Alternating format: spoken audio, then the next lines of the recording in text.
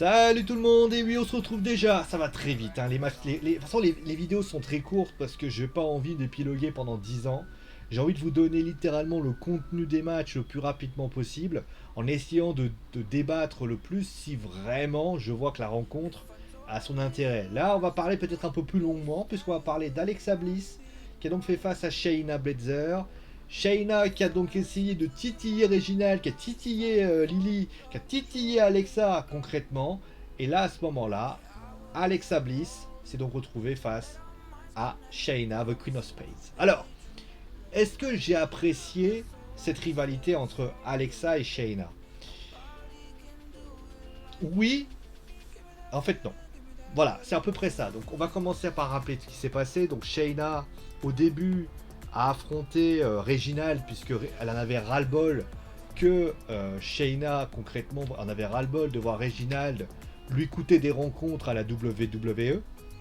Donc à partir de ce moment-là, elle s'est frustrée et elle a littéralement dit qu'elle voulait l'affronter. L'affrontement a eu lieu et il s'est passé que Shayna a vu l'intervention d'un dénommé Alexa, et plus précisément de Lily. Et il se passe que, à ce moment précis, tout le monde se dit, bah voilà, Reginald vient notamment en interview euh, avec Alexa, concrètement à l'Alexa Playground. Reginald est dégagé, détruit, battu, et à ce moment précis, Shayna commence la provocation. Il dit que Lily est moche, etc., etc. Lorsque la semaine d'après, on a littéralement un moment où Shayna vient très confiante pour aller discuter avec Alexa.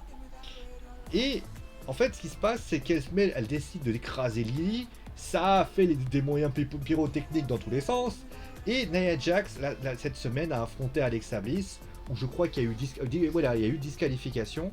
Et à ce moment précis, eh bien, elle est partie, l'air de rien, et je crois qu'elle a rien fait sur les deux lutteuses. De toute façon, Shayna n'était pas là. Donc voilà ce qui s'est passé. Il y a beaucoup de choses à dire dans ce match. Alors, dans l'idée, je suis...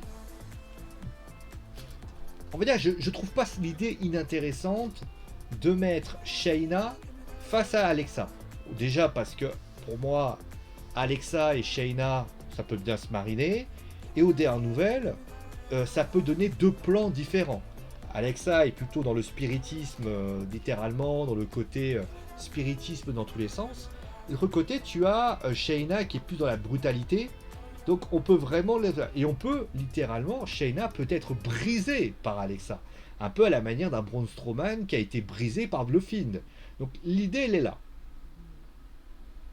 Par contre, bien évidemment, dans l'idée, il peut y avoir des belles choses. Dans l'exécution, ça peut être foireux. Pourquoi? Je vous explique. Alexa, aujourd'hui, qu'est-ce qu'on peut dire? Elle joue son rôle on va dire, de personne démoniaque qui est tout simplement manipulée et qui a décidé de jeter son dévolu sur une dénommée Lily qui est une poupée. D'accord? L'autre côté, il lui faut trouver un adversaire. Il n'y a pas 26 adversaires qui existent. Ah, moi je pensais littéralement que Alexa et Lily allaient affronter Tamina et Natalia. Finalement, c'est pas ce qui s'est passé. Et concrètement, moi je me suis dit qu'Alexa allait littéralement se diriger vers là. Finalement, elle se dirige vers Shayna, qui n'est pas la bonne lutteuse en fait. Je m'explique. On va revenir sur ce qui s'est passé il y a 2 semaines. Il y a 2 semaines, la WWE prend la décision, à tort ou à raison, la WWE prend la décision de faire un Alexa Playground avec Shayna. Le problème, c'est que Shayna, au début, bon, elle dit j'aime pas les poupées, je ne crois pas en tout ce qui est occultisme, spiritisme et tout ce que tu veux, tout ce qui est aspect démoniaque, je veux bien. Je veux bien. Et j'ai envie de te dire, dans l'idée, pourquoi pas? Sauf que dans les faits, c'est à chier parce que Shayna joue très mal le jeu. Elle n'arrive pas à se dire que, en fait, pour pouvoir réussir à faire croire à ce qui est du spiritisme, il n'y a pas 36 solutions. Il faut que le lutteur ou la lutteuse nous fasse comprendre qu'elle a peur. Tout au long du segment, je n'ai pas eu peur parce que Shayna n'a pas peur. Vous prenez par exemple un segment qui est très connu des fans de la WWE. L'Undertaker, qui avait affronté à l'époque Randy Orton. Et Randy Orton avait affronté, donc il avait, je crois, brûlé l'Undertaker, et il s'est passé que, je crois qu'il avait gagné, je crois, Randy Orton, c'était en 2005, et là, il se prend, à un moment donné, le truc devient bleu, et il se passe qu'il se fait psychoter par l'Undertaker.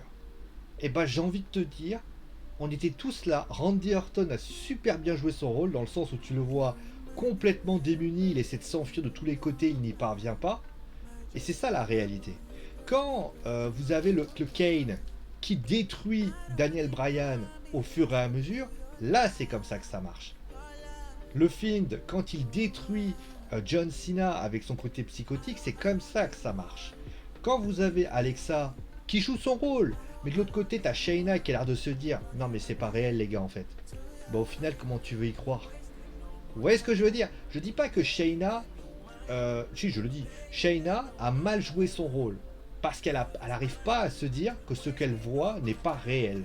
Donc là résultat, la réalité, ça se crée ainsi. Maintenant, qu'est-ce qui peut se passer? Et c'est pour ça d'ailleurs que je n'y crois pas en cette rivalité. Parce que qu'est-ce qui va se passer à Hell in a Cell? On a clairement compris que Nia Jax et Reginald vont peut-être intervenir. Ok, pourquoi pas, admettons. Par contre, il y a un autre problème qui va arriver et qui va littéralement être un problème, c'est Lily. Si Lily apparaît, ça veut dire qu'elle va utiliser ses pouvoirs pour pouvoir rendre dingue. Moi, vous savez ce que j'aurais fait? Pour pouvoir justement manipuler et faire des choses comme ça. Bah, en fait, l'idée, elle aurait été bonne à condition qu'on aurait pu faire nous expliquer. En fait, vous savez, ce qu'on aurait pu faire littéralement, c'est de faire comme Resident Evil Village avec Donna Beneviento. C'est-à-dire que Donna Beneviento, c'est quoi? C'est une poupée qui parle. Sauf qu'on se rend compte, spoil pour ceux qui ont fait Resident Evil Village, que en fait, c'est Donna, c'est pas la poupée, c'est un être fait de chair qui, on va dire, réussit à faire bouger Donna Beneviento. Enfin, la poupée qu'elle a appelée Angie. Donc à partir de ce moment-là, et au final, grâce à des champignons, elle permet nous donner des hallucinations. Bah à partir de là, pourquoi n'avoir pas fait Resident Evil Village en fait? T'aurais fait WWE Village, ça aurait été bon. Dans le sens où t'aurais fait Shayna, qui, par exemple, alors certes ça aurait été un peu plus rationnel, mais un truc tout con. Lily est une poupée, Alexa, finalement, c'est elle qui contrôle Lily, mais au final, Lily est intervenante. Lily, elle s'en prend aux gens. Alors, tu vas me dire, oui, mais dans un match, comment tu vas le justifier? Parce qu'il faudra bien que Lily... Il faut bien que Lily, elle intervienne. Bien sûr. Et ça, je suis d'accord avec toi. Mais il y a une solution tout simple, en fait. Alexa Bliss, eh bien, apparaît pour lutter pour Lily. Un peu à la manière de Sister Abigail pour Bray Wyatt. Quand, et donc, tu vois par exemple des fois apparaître Lily qui regarde le truc. Et à partir de ce moment-là, on a une Alexa Bliss qui est toujours là, mais qui au final, voilà, mais c'est vrai que mon idée peut paraître un peu tirée par les cheveux. Je le reconnais et je peux bien l'admettre. Mais moi, je pense que de la part de la WWE, il aurait dû s'appuyer sur tout ce qui est film d'horreur poupée pour pouvoir tout simplement rendre ça plus attrayant. Maintenant pour la victoire. Pour moi la victoire c'est Alexa qui va la faire. Lily va intervenir. Maintenant il faut faire attention. Pour moi si Lily doit intervenir, il faut qu'elle coûte la victoire mais de manière plus subtile. Ce qu'a fait Bayley, vous savez où elle est apparue dans tous les écrans. Bah ça peut être une idée. Malheureusement elle a été utilisée mais à voir. Quitte à trouver une solution et pour ainsi dire faire chose bien. Voilà. Voilà ce qu'on avait à dire dessus. On se retrouve bien sûr pour le prochain match. Le prochain match, vous le connaissez déjà. Vous savez de quoi ça va être. Puisque ce sera notre... Tiens, on va mettre Rhea Ripley contre Charlotte Flair. Tiens, je voulais mettre Bianca Belair. Bon, on va parler de Rhea Ripley contre Charlotte Flair. Allez, prenez soin de vous, amusez-vous bien. Et on se retrouve très vite.